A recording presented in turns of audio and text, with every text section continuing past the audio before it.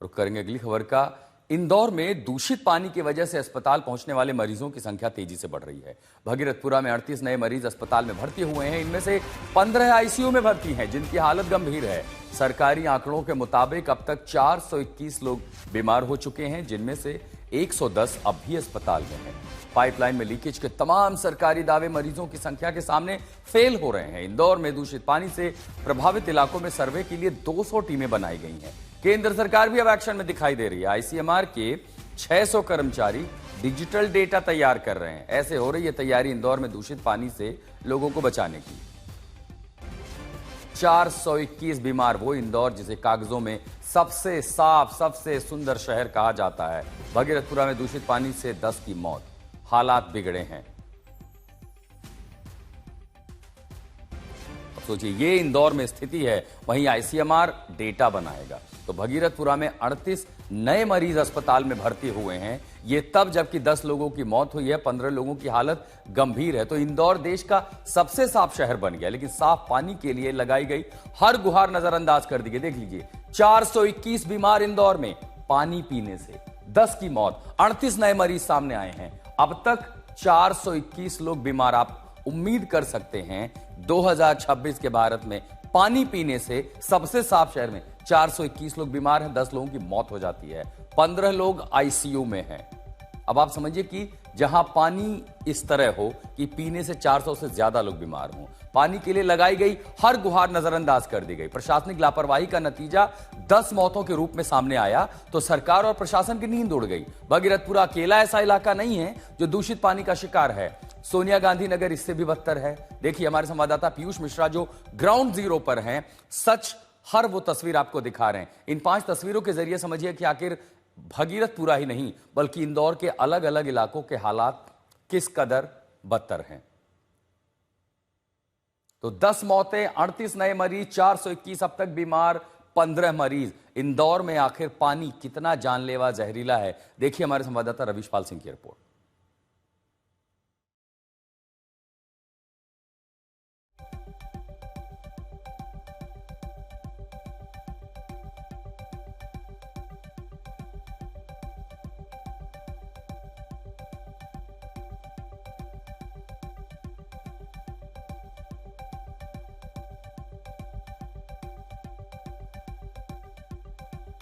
भागीरथपुरा में अब केंद्र सरकार ने स्थितियों को अपने हाथों में लेना शुरू कर दिया है।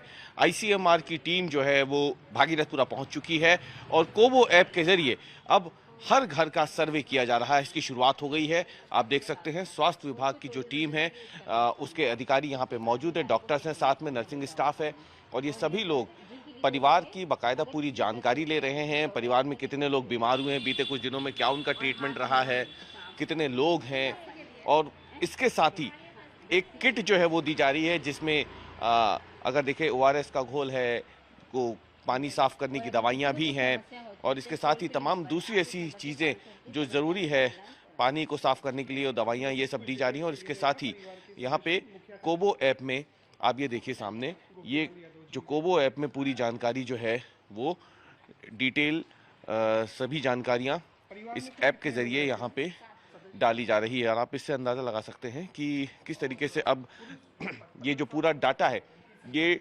डिजिटलाइज किया जा रहा है। और ये इसलिए किया जा रहा है ताकि जो बार बार अलग अलग आंकड़े सामने आ रहे हैं वैसा ना हो और एक ही जगह पे, एक ही प्लेटफॉर्म पर पूरे भागीरथपुरा की जो जानकारी है वो डिजिटल फॉर्मेट में उपलब्ध हो सके, ताकि एक ही संस्था के ज़रिए आने वाले दिनों में मौतों के आंकड़े हों या बीमार व्यक्तियों के आंकड़े हों, कितनी दवाइयाँ वितरित की जा चुकी हैं, ये तमाम चीज़ें सब एक ही प्लेटफॉर्म पर उपलब्ध हो सके। इसीलिए ये बड़े पैमाने पर कोबो ऐप के ज़रिए जो डिजिटलाइजेशन है भागीरथपुरा इलाके में, उसकी प्रक्रिया को शुरू कर दिया गया है।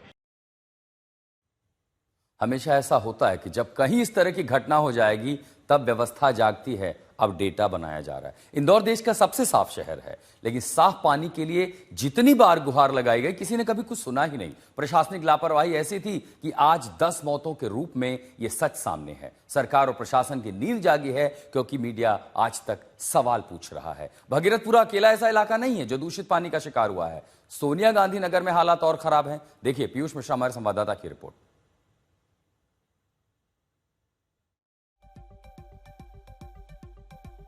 इंदौर की कहानी है जहां पर नाले के साथ ही मिल रहा है पीने का पानी है। जी हां, इस वक्त हम इंदौर के सोनिया गांधी नगर में मौजूद हैं, जहां पर आप तस्वीर देख सकते हैं कि कैसे जो पीने का पानी है वो नाले से निकलता हुआ आपको मिलेगा।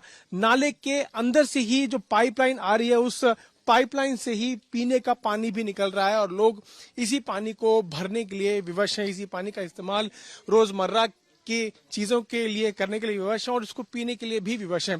हर तरफ आप देखेंगे ये नाली है, ये देखिए, ये इस लोकेलिटी की कॉलोनी की नाली है जहां से गंदा पानी निकलता हुआ नजर आ रहा है। और इसी गंदे पानी के बीचों बीच मेरे सहयोगी संजय अगर जूम कर पाए यहाँ पर आप देख पाएंगे, इसी नाली के बीचों बीच ये पाइप निकल रहा है और इस पाइप से लोगों के घर में पीने का पानी आ रहा है। ये स्थिति सिर्फ एक जगह की नहीं है, ये स्थिति हर जगह की है।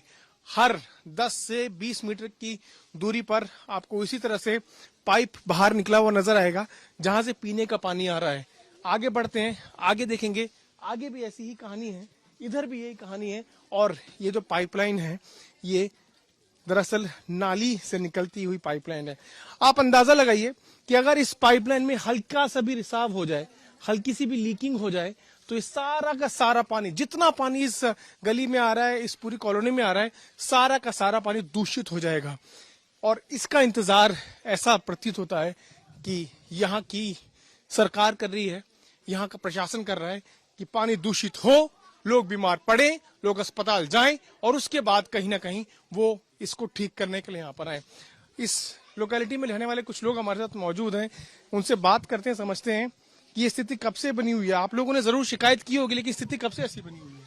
ये 6-7 साल हो गए। 7 साल हो गए। हाँ। अब 7 साल से ऐसा ही पानी पी रहे हैं? हाँ। ये पीने का पानी इस नाली से आ रहा है, कैसे पी? नाली से आ रहा है, नाली से नाली के अंदर पाइप लगा है और उसी पाइप में से इनको ज्वाइन कर रखा। अगर कितनी बार भी लीकेज भी हुए हैं, उनकी शिकायत करिए, यहाँ तक कि पर्सनली कॉलोनी वालों ने पर्सनली वापस से रिपेयर करवाया उनको। और ना कोई नेता, ना कोई प्रतिष्ठान, ना नगर निगम कभी आके देखा नहीं है कि ये नाली में से पानी पीने का हमको आगे क्या भुगतान भुगतना है, हमको, हमारे बच्चों को।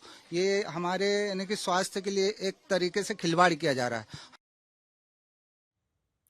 कहानी सिर्फ इंदौर की नहीं है, इंदौर से लेकर के गुजरात के गांधीनगर तक हड़कंप मचा है। दूषित पानी की वजह से टाइफाइड के 100 से ज्यादा मरीज सामने आने के बाद अब हड़कंप मचा है। प्रशासन का दावा है कि 17 जगहों पर लीकेज बंद किया गया है। इस वक्त टाइफाइड के 113 मरीज अस्पताल में भर्ती हैं, इनमें 104 बच्चे शामिल हैं। बीमारों का आंकड़ा इतना बड़ा है कि सरकार की अब नींद उड़ी है। अब तक 30,000 घरों में सर्वे किया गया है। लोगों का कहना है कि बार बार शिकायत करने के बावजूद न तो जनप्रतिनिधियों ने बात सुनी और न प्रशासन की नींद खोली। दावे तो तमाम हैं, लेकिन जमीनी हकीकत क्या है, देखिए हमारे संवाददाता ब्रजेश दोषी की ग्राउंड रिपोर्ट। गुजरात की राजधानी गांधीनगर में पिछले कुछ दिनों में 100 से ज्यादा टाइफाइड के मामले सामने आने के बाद प्रशासन पूरी तरह हरकत में है। अभी हम उस इलाके में पहुंचे जहां से सबसे ज्यादा टाइफाइड के मामले आए और उसकी जो वजह है वो यहां पे जो पानी की पुरानी लाइन है उसके अंदर लीकेज सामने आए थे। प्रशासन का दावा है कि ज्यादातर लीकेज जो है वो बंद कर दिए गए हैं, पर अभी भी कुछ ऐसी जगह है जहाँ पे जो लाइन है या पानी जो है वो लीकेज दिख रहा है।